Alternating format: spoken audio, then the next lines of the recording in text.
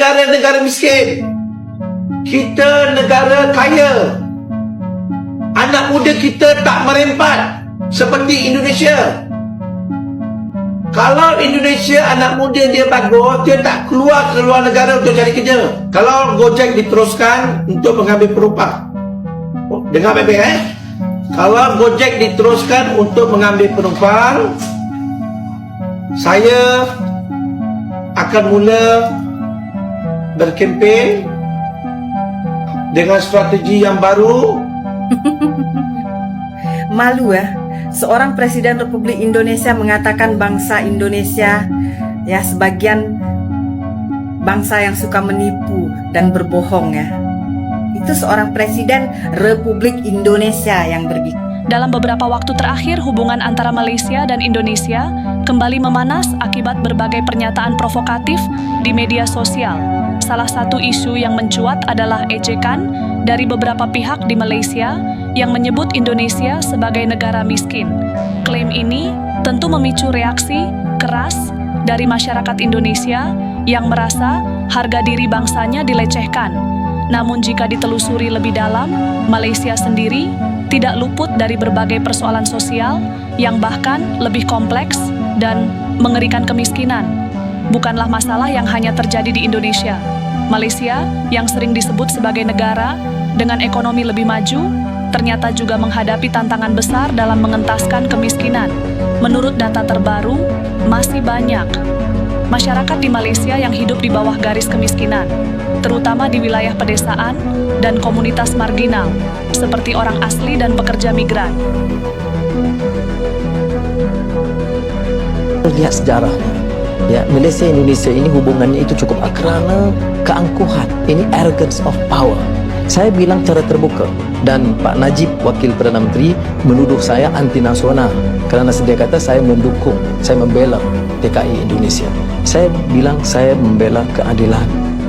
Dan sebab saya pertahankan ialah ada ketikanya tahun 70-an kita merayu, mengemis, meminta pertolongan Indonesia. Guru, dosen, guru matematik dan sains, pekerja-pekerja mahir, itu puluh ribu. Anwar Ibrahim bukan orang yang hidup di bawah tempurung. Kita pasti tidak akan mendengar komentar-komentar arogan Dato' Anwar tentang Indonesia. Kita semua tahu bagaimana Dato' Anwar Ibrahim menghormati Indonesia. Di kota-kota besar seperti Kuala Lumpur dan Johor Bahru, pemandangan gelandangan yang tidur di pinggir jalan bukanlah hal yang jarang ditemukan. Banyak dari mereka adalah pekerja yang kehilangan mata pencaharian akibat kebijakan ekonomi yang tidak berpihak pada rakyat kecil. Situasi ini diperparah dengan biaya hidup yang terus meningkat. Sementara, upah minimum tidak mampu mengimbangi kebutuhan dasar masyarakat. Masalah perumahan juga menjadi tantangan serius di Malaysia. Harga properti yang melambung tinggi membuat banyak warga lokal kesulitan memiliki tempat tinggal yang layak. Bahkan muncul fenomena home rental crisis, di mana penduduk terpaksa menyewa kamar sempit dengan harga yang tidak masuk akal karena tidak mampu membeli rumah sendiri. Tak hanya itu, Malaysia juga menghadapi masalah ketimpangan sosial yang tajam. Jurang antara si kaya dan si miskin semakin melebar, menciptakan ketidakadilan ekonomi yang memicu berbagai persoalan sosial lainnya. Di satu sisi, Malaysia dikenal dengan gedung-gedung pencakar langit yang megah, namun di sisi lain, banyak warganya yang hidup dalam kondisi yang memprihatinkan. Ini seorang ustadz yang terkenal juga di Indonesia yang berbicara ya. Jadi kepada netizen Indonesia yang selalu membanggakan, aku bangga jadi rakyat Indonesia. Coba lihat pembangunan di Indonesia, ya. Yang berbicara seperti itu mungkin babu dalam Malaysia ini. Cobalah ya, kalau berbicara itu jangan meludah ke atas, terkena muka sendiri ya. Aku ya berpikir ya, banyak juga negara-negara miskin di dunia ini ya. Banyak juga yang datang bekerja keluar negara, orang-orang di seluruh dunia ini ya. Tapi tak sama seperti Indonesia. Coba lihat perempuan-perempuan Indonesia yang terpaksa. Ada yang bicara bukan dipaksa. Ya, betul, bukan dipaksa, tapi terpaksa. Ya. Terpaksa meninggalkan negara sendiri untuk bekerja. Coba lihat ya, berapa ramai perempuan-perempuan Indonesia yang menjadi pahlawan devisa di seluruh negara dunia ya. Ke Arab Saudi, ke Hong Kong, ke Taiwan, ke China, ke Malaysia sudahlah, jangan tanya lagi ya. Banyak. Jadi kepada netizen-netizen Indonesia, Masalah pengangguran pun turut menghantui negeri jiran ini. Banyak lulusan universitas yang kesulitan mendapatkan pekerjaan yang sesuai dengan keahlian mereka. Akibatnya, banyak anak muda yang akhirnya memilih untuk bekerja serabutan atau bahkan mencari pekerjaan di luar negeri demi mendapatkan penghasilan yang lebih layak di sektor pendidikan.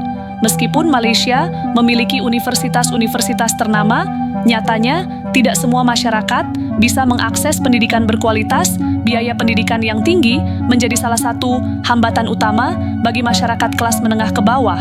Akibatnya, banyak anak muda yang putus sekolah dan terjebak dalam lingkaran kemiskinan. Persoalan sosial di Malaysia juga mencakup isu diskriminasi dan ketidakadilan terhadap kelompok-kelompok tertentu. Beberapa etnis minoritas dan pekerja migran sering menghadapi perlakuan yang tidak adil dalam berbagai aspek kehidupan, mulai dari pekerjaan pendidikan hingga layanan kesehatan. Tingkat kejahatan di Malaysia juga cukup mengkhawatirkan. Kasus-kasus perampokan, penipuan, dan perdagangan manusia masih marak terjadi di berbagai wilayah. Bahkan beberapa kawasan tertentu di Malaysia dikenal sebagai daerah rawan kejahatan yang membuat warga harus selalu waspada di sektor kesehatan. Meskipun Malaysia memiliki fasilitas kesehatan yang cukup maju, nyatanya tidak semua rakyat bisa menikmatinya. Warga miskin sering kesulitan mendapatkan layanan kesehatan yang memadai karena biaya yang tinggi, dan sistem birokrasi yang rumit di bidang lingkungan. Malaysia juga mengalami masalah serius. Polusi udara dan pencemaran sungai menjadi persoalan yang merugikan masyarakat. Pembukaan lahan secara besar-besaran untuk industri kelapa sawit dan konstruksi telah mengancam ekosistem alami serta kehidupan masyarakat yang bergantung pada lingkungan tersebut. Ramai je pelancong kita yang agak ramah bila berada di luar negara. Namun masih terdapat segelintir pelancong kita yang agak sedikit sombong. Ini menerusi pengalaman saya dululah. Selama 7 tahun duduk di luar negara, saya selalu terfikir, kenapa nak sombong? Kalau kita berselisih ataupun bertemu tanpa sengaja, cukup bagi salam atau angkat tangan atau angguk kepala pun dah okey. Kita bukan nak bersembang bagai. Kadang-kadang kita tak tahu orang yang kita berselisih tu mungkin staf kedutaan ataupun pelajar ataupun orang yang duduk di negara tu. Kalau kita sombong, nanti bila jadi masalah, kita kena cari juga orang Malaysia kan. Kalau kita sombong sebab kita rasa kita ada duit boleh melancong ke sana, habis tu orang Malaysia yang ada dekat sana takkan tak ada duit. Bagi saya, kalau boleh berselisih tu setakat senyum, angkat tangan cukup lah. Apa pandangan korang dalam bab ni? Mesti korang ada pengalaman